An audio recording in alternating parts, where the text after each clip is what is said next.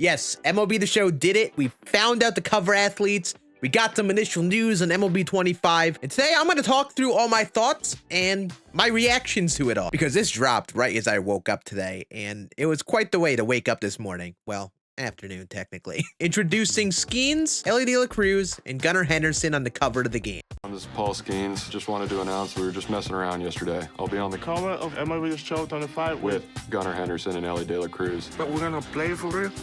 This is the fun part right here.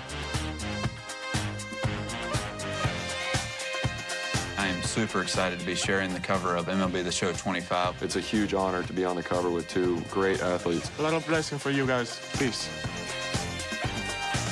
That's a wrap. Thank you. And yes, the game comes out on March 18th.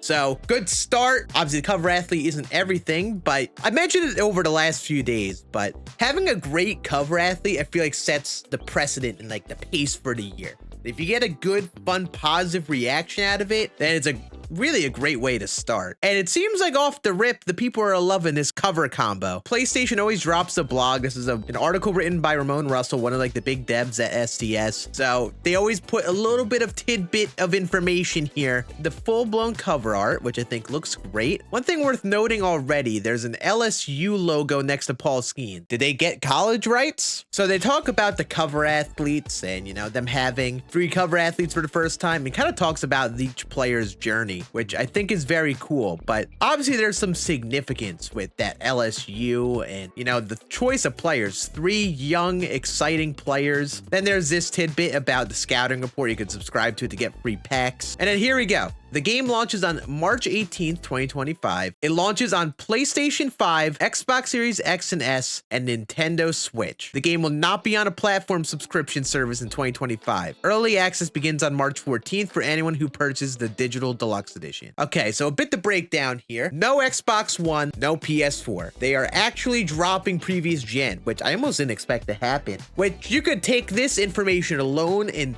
get a bunch of hypotheticals. Why is Nintendo Switch here still, but the other 2 gone? At least for me, I think this was like the right move of consoles to release it on. I think now that it's only on PS5 and Series X and S, hopefully that means there are some big graphical engine enhancements that they were able to make work for those platforms and really push them, rather than the same old thing for the past 5 years where it releases on all of Xbox One, PS4, and the current gen, and the game kind of just plays exactly the same each year. Yeah, it kind of got smoother on the current gen of consoles. You were able to play at 120 hertz, but the game still was capped at 60 FPS and really looked graphically the same. And if it is coming out on Switch still, it makes me curious on what the port will be like this year. Like, how different will it be? And what'll happen next year? Are they going to release it for Nintendo Switch 2 along with the first Switch, or are they just going to do the original Switch for now? It's a really curious situation. Next thing to break down, it will not be on subscription services in 2025. So they're saying no Game Pass, which I did not expect, but maybe it makes sense since they're dropping the old platforms, or in the future going to be getting this game for the PlayStation subscription. I don't know what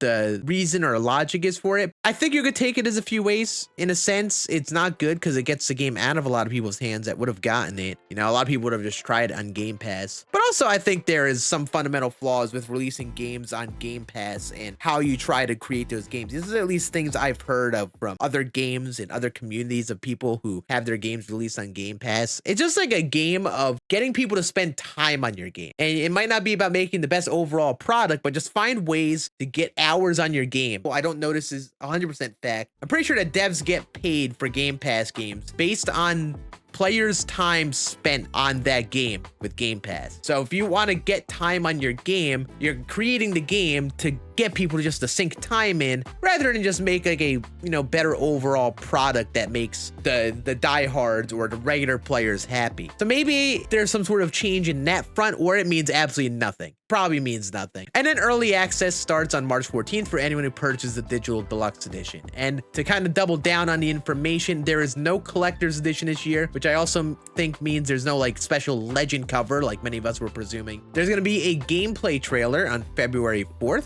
We will definitely be reacting to that on the channel. I am hoping for some like really good looks visually on the gameplay. I'm really hoping we're seeing some big difference there. I think the game really needs it. Weekly feature reveals, including feature trailer deep dives with Robert Flores and then feature premieres from the dev team. So we're going to get a bit of it all. Trailers, deep dive videos. So we'll make sure to cover all that here because I'm all aboard the MLB The Show hype. Anything that we find out, we're going to talk about here because I am excited for it all. Then there's the FAQ page, and I don't know if there's much to cover here. Pre-orders open February 4th. There's not going to be a tech test this year, which I really don't mind. I find the tech test to really be almost overrated, and I think it really only tests server capacity more than anything or any obvious bugs. If anything, the tech tests cause some problems because it creates a false representation of what that gameplay is going to feel like that year. They're good if they were able to do it, but I don't think it's necessary in my eyes at least. Stadium Creator is only available on PS5 and Xbox Series X and S, so you can't do it on Nintendo Switch, which obviously means with the Switch, it's still going to be like a significantly, slower version of the game, which I think is expected. It isn't really strong enough to really have anywhere close to the graphic capabilities of like a PS5 and Series X and S, but you still have cross progression on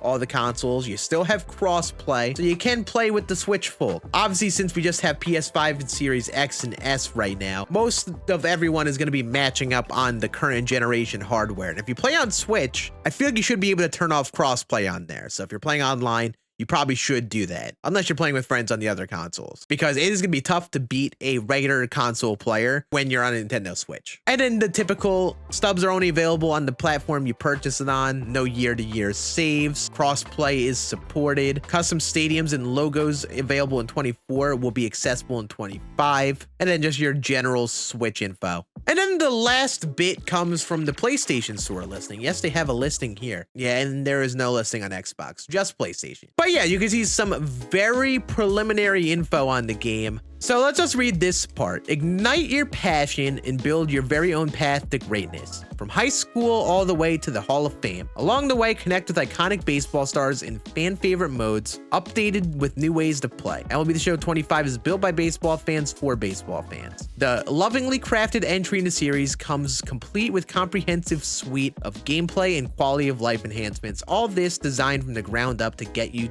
to the action faster. Designed from the ground up to get you to the action faster. We're going to have faster loading times.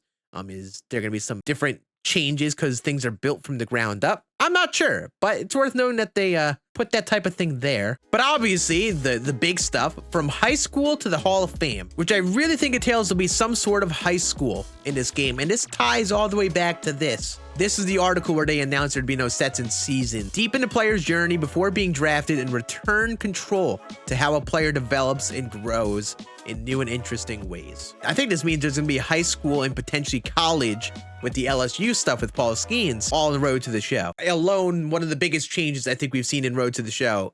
I think probably the biggest change in Road to the Show. But I also want to hope that there are things in the later part, which I think they're entailing here. Return control to how a player develops and grows. I hope that means there's some fun change in Road to the Show altogether. And then worth noting, updated with new ways to play. So there are new ways to play the different modes, which probably goes to Diamond Dynasty. I'm assuming there will be some new modes within Diamond Dynasty that we haven't seen before. Our fans can look forward to all new elements of Diamond Dynasty experience blended with what our fans love about Diamond Dynasty. Obviously, there could be some stuff with franchise here too. They're saying fun and engaging off-season experience. So man, I just gotta say, just raw reaction to this.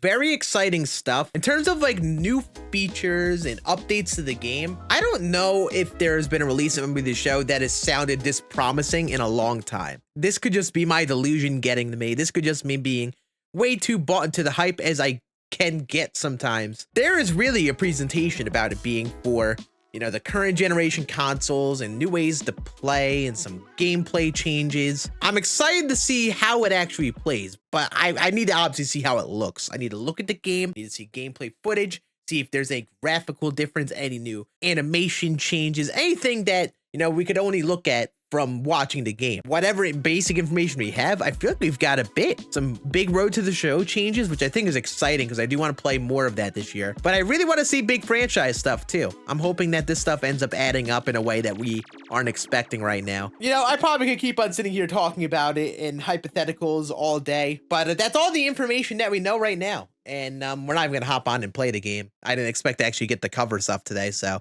We'll be back again tomorrow with our MLB 24 franchise that we're doing. But I appreciate you all watching. Let me know your thoughts on all this MLB 25 news. I am personally ecstatic, but like I've mentioned, I am a diehard nerd of nerds who is playing this game year in, year out. So I'm curious to see how you may feel depending on how you play the game.